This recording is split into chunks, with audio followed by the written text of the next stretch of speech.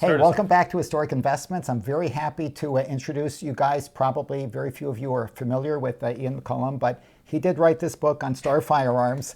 And within that context, I thought since we're reviewing some Stars, he would be really the best person to review some of this material. If I wrote the book, I'm getting all the royalties on it then. And you can have all of the royalties. Okay, so with that in mind, we are talking about the Star PD. And some of you guys might say, hey, this is really boring. I don't want to hear about a Star PD because they're everywhere. Well, actually, they used to be everywhere, but they're not everywhere anymore. And they're actually one of the better made Stars. They're very collectible, coming into their own, and that's why I thought it would be worth reviewing it on this channel. Well, there's actually some really interesting contextual history to the Star PD. It's not just a gun that came out of nowhere. It's a gun that was designed for a specific purpose and actually filled that role pretty well. So like we have the 1911, the government model, which is of course the American firearm. If you are an American carrying a firearm in the 1960s, I suppose it could be a big Smith & Wesson revolver, but if it's a semi-auto, it ought to be a 1911, or else you're probably some sort of godless communist. Well, right? And the Glocks hadn't come out yet. Right, exactly. But this is pre-Glock, guys, pre-Glock. I know it's kind of hard to recognize that, but here we are, pre-Glock, in the early 1970s. You're certainly carrying a 45. Yes, exactly. No red-blooded American is carrying a 9mm in the 60s. Right. So, Colt in 1971? 1970. Well, like 1970, they come out with the Commander. They come out with their lightweight Commander. Right, and then 71, they come out with the aluminum-framed lightweight Commander, which, much to everyone's probably silent relief, like, okay, fine, here's a 1911 I can carry and still not lose my American card because I'm carrying a 1911. Right. But it's actually smaller. And my belt's not going to sag too much at the end of the day. Exactly. So I've got the right gun, the right caliber, and the weight's good. But it's actually a little more convenient to carry. Right. And this becomes a popular thing. And Star, and perhaps more importantly, Star's importers in the US, look at this and go, we can undercut that. We can make a gun that's better and cheaper, right? Absolutely. And Star actually had been working on an alloy material since the 50s. Ah, okay. And then right around 1970, they introduced the BKS, which is one of their more traditional styles with an alloy frame, 9 parabellum. It was very well received. So it was only natural that they looked toward, say, a 45 caliber pistol. Right, especially if they want the law enforcement market, which is a potentially very large market. You know, cops carrying perhaps off-duty, cops who want a backup gun.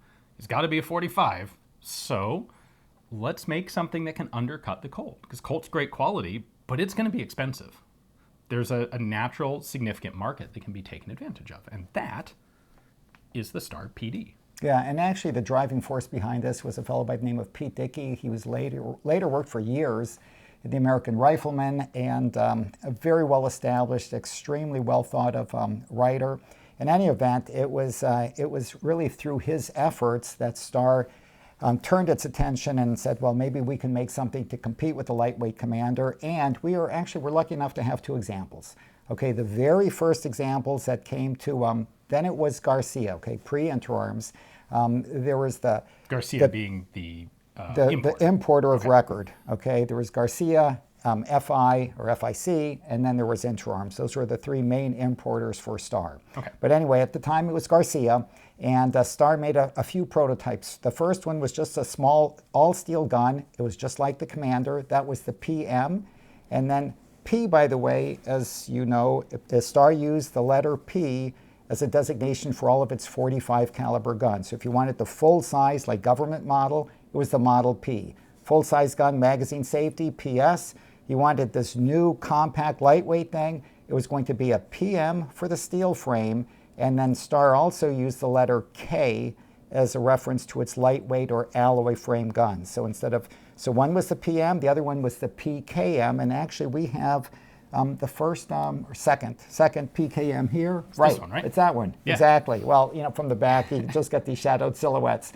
So anyway, it's a very interesting gun, evaluated by Interarms, and for Star, they were going to advertise it as, there were several reasons they thought, Pete Dickey and Star thought correctly, that this pistol would do very well.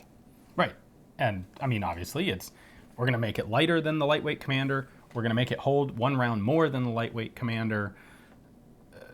What's the magazine capacity on this again? Well, the magazine capacity was initially touted as seven, but practically it was six. Like practically, you mean how many rounds can I actually fit in the magazine? And get it to function reliably. And anyway, so it was six, and in the end, they tried really hard to make it put the number 7. of these with an extended magazine, so then you could actually fit 7 in. But anyway, initially they advertised it as 7. Later they backed off and said, okay, we better make it 6. Yeah, the problem was Garcia was like, it'll totally have 7, and Star was like, it doesn't. We can't really make it work with 7, so it had 6, which is the same as the lightweight Commander. You know, everybody goes through these advertising trials and tribulations. Right. And it was all of 1 ounce lighter than the lightweight Commander. So what do you do then? That's not very much. That sounds like a crummy ad. Like, buy our gun, it's just barely an ounce lighter. So instead, they switched it up, and they're like, it's like a pound lighter than a government model. And that's pretty impressive, right? So anyway, with that in mind, you know, Garcia gets these samples and said, hey, you know something, I think we're going to have a hit here. Yeah. But let's make a few modifications. So, you know, unlike the lightweight Commander, this has a fully adjustable rear sight. Nice. As I said, the barrel is a 1/4 inch shorter. Right, so 4-inch barrel where the Commander is 4 1/4. Yeah, and some of the ergonomics actually, as far as I'm concerned, are improved over the Commander. And of course, the biggest thing is the price point. Right. So anyway, Garcia gets some of the samples, and this is one.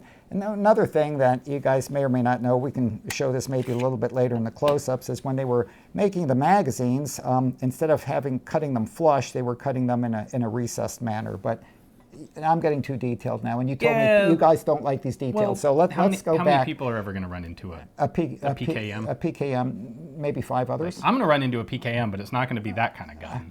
It's going to be a belt-fed PKM. Right, okay. Well, that's a different PKM. But in any event, no, so they're simplifying the gun. We can take a look at this more, and there's some differences in the slide legend, differences in the rear sight. You know, these screws, the screw slots or the screw heads are really tiny here. A number of modifications are made. Instead of the color case hardened beaver tail hammer, let's make it flat and polished. So within just a couple of years, so by 1975, the gun goes into production. And here we have an example of a standard production PD. So this has a kind of a modified slide legend. It's got the flattened hammer. It's got a very a distinctive safety here. While the prototype had a smooth front strap, this one has got serrations on the front strap. The safety on that is a little bit lower profile than this, a little bit better for a carry gun. Yeah, and tool room guns frequently have smooth grips. I mean, why bother putting checkered grips on tool room sample guns? These all had checkered grips, and of course they changed the manner of finishing off the base of the frame. Now it's perfectly flat, and they put the model markings on the base, and they used a lot. The standard magazine is very typical for Stars. In other words, it's got the windows, you know, so which can be used as a loaded indicator, but they also have this little recess at the bottom. So if the gun is fully loaded, it's fully loaded, then this little tab will stick out the bottom, so you can tactilely appreciate if the pistol is fully loaded. Nice. So, you know, and the guns really were extremely well appreciated by the public. And while not a flagship pistol, I mean, this was not the gun that, you know, Star hung its hat on. You know, there probably wasn't a police department in the country that over a period of 20 years didn't have some discussion as to whether or not this would be a reasonable gun, and many of the officers ended up buying them as a backup gun, which is why most people, when they hear the PD, they just assume it's police department. It's a police department, but really it was named in recognition of Pete Dickey, who was instrumental in its development. It happens to be a happy coincidence that they were already using the P designator for 45. You can throw on the D pretty easily and be like, hey, it fits perfectly. Thanks, Pete. Well, no, and really it was a wonderful gun. It's very reliable. This was in production for about 20 years. So it was introduced in 75, and it went out of production about 1990. Over the course of its development, as with anything that's manufactured, okay, I exaggerate a little bit, it's not 20 years, it's more like 15 years. But, you know, over 60,000 of these guns were made. And again, while you guys might think they're plentiful, the supply of these, particularly if you want a collector grade item that's in like new condition, they're really drying up at this point. The standard guns were blued. You could get them with a kind of a star vel or kind of a nickeled finish. Just a handful of them were engraved, and when these guns were engraved, it was really just the slide. Usually the slide was engraved in chrome. The frame was star vel finished or kind of a hard chrome finish. Some of those had got the mother of pearl grips with a star logo on the grip. And towards the end of its lifespan, some additional changes were made. There was purportedly a PD 2001 that had a recurved trigger guard here and a few other minor modifications, but apparently by that time, the PD had already kind of outlived its opportune life. And after those handful were evaluated by distributors, they just said, well, let's just put it to bed. And that was pretty much the end of the PD. But right now, if we're talking about kind of classic lightweight guns, the Star PD, while it may not be on top of the list, it really should be a consideration for everybody. Yeah, it's one of those pistols that at the time, it doesn't seem particularly interesting as a collectible gun.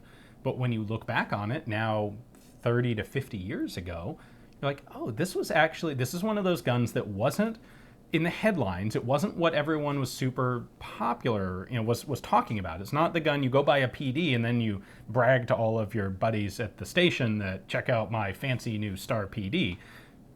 But it's the gun that a lot of people actually went out and bought.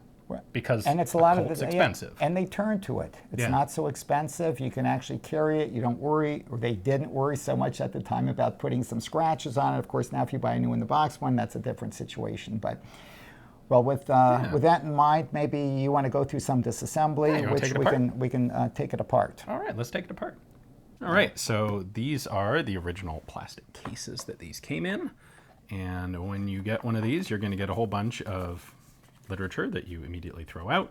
Well, keep the manual, but I don't think your limited warranty is going to be honored anymore. Sorry.